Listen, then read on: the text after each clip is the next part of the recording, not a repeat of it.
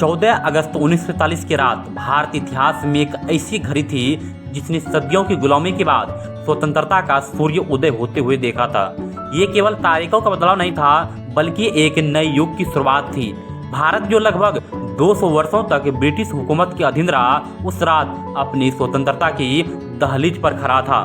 जैसे जैसे सूरज 14 अगस्त की शाम ढलने लगा, पूरे देश में उत्साह, उल्लास और भावनाओं का ज्वार उमड़ पड़ा। दिल्ली, मुंबई, कोलकाता, लाहौर, मद्रास और अन्य शहरों में लोग सड़कों पर थे।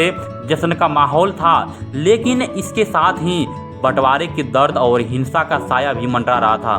देश के पहले प्रधानमंत्री पंडित जवाहरलाल नेहरू और अन्य नेता संविधान सभा में स्वतंत्रता की स्वागत की तैयारियों में लगे हुए थे। संसद भवन को सजाया जा रहा था और वहां उपस्थित लोग इस ऐतिहासिक क्षण के साक्षी बनने को आतुर थे। 14 अगस्त 1947 की रात 11 बजे भारतीय संविधान सभा का विशेष सत्र शुरू हुआ। इस सभा में भारत के भविष्य के निर्माण की नींव रखी जानी थी। जैसे जैसे घड़ी रात 12 के करीब पहुंचा, पंडित जवाहरलाल नेहरू ने अपनी प्रसिद्ध भाषण दिया। इस ऐतिहासिक भाषण में नेहरू ने कहा, बहुत साल पहले हमने नियति के एक वादा किया था और अब समय आ गया है कि हम अपने वचन को पूरा करें। आधी रात के समय जब दुनिया सो रही होगी, भारत जीवन और स्वतंत्रता के लिए जागेगा। यह भाषण भारत के स्वतंत्रता संग्राम की यात्रा को संक्षेप में बयां करता है। यह न केवल राजनीतिक स्वतंत्रता का संदेश था, बल्कि सामाजिक, आर्थिक और सांस्कृतिक पुनर्जागरण की भी बात कर रहा था। रात 12 बजे भारत स्वतंत्रता की बात, जैसे ही घड़ी के आधी रात के 12 बजे भारत ने ब्रिटिश शासन से स्वतंत्रता प्राप्त कर ली। इस घोषणा के साथ ही संसद भवन ने जोरदार तालियों की गूंज उठी। पूरे देश में हर्षोल्लास की लहर दौड़ गई। लाखों लोग ने सड़कों पर दीपक जलाए, पटाखे फोड़े और नारे लगाए, भारत माता की जय। राष्ट्र को समर्पित इस क्षण में डॉक्टर राजेंद्र प्रसाद, सरदार वल्लभ भाई पटेल, मौलाना आजाद और अन्य स्वतंत्रता सेनानी संविधान सभा में मौजूद थे। हालांकि आधिकारिक रूप से भारत 15 अगस्त को स्वतंत्र हुआ, लेकिन 14 अगस्त की रात ने इस ऐतिहासिक बदलाव की नींव रखी। अगले दिन सुबह प्रधानमंत्री नेहरू ने लाल किले पर राष्ट्रीय ध्वज फहराया।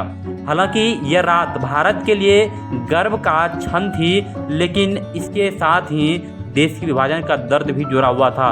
भारत और पाकिस्तान के बंटवारे के कारण लाखों लोग विस्थापित हुए और सांप्रदायिक हिंसे में हजारों जानें गई।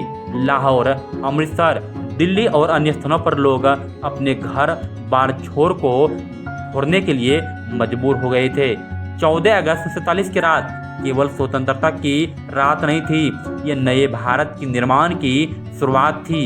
यह रात हमारे स्वतंत्रता सेनानियों के बलिदान की प्रतीक थी, जिसने देश को आत्मनिर्भरता, लोकतंत्र और प्रगति की राह के लिए आगे बढ़ाया था।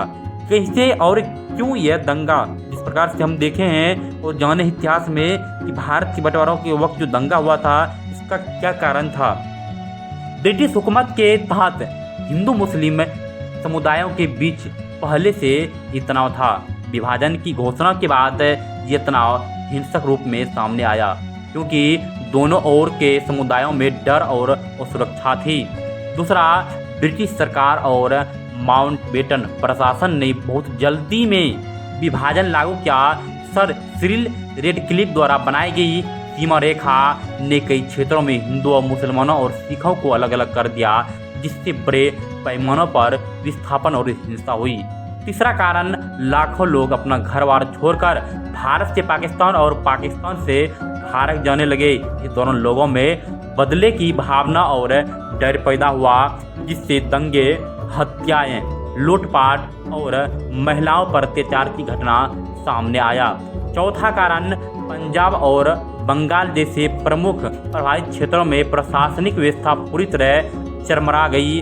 पुलिस और सेना विभाजन के कारण असमंजस में थी, जिससे उपद्रवियों को खुली छूट मिल गई। पांचवा कारण, कुछ राजनीतिक और धार्मिक समुदायों ने अपने फायदों के लिए हिंसा को भड़काया।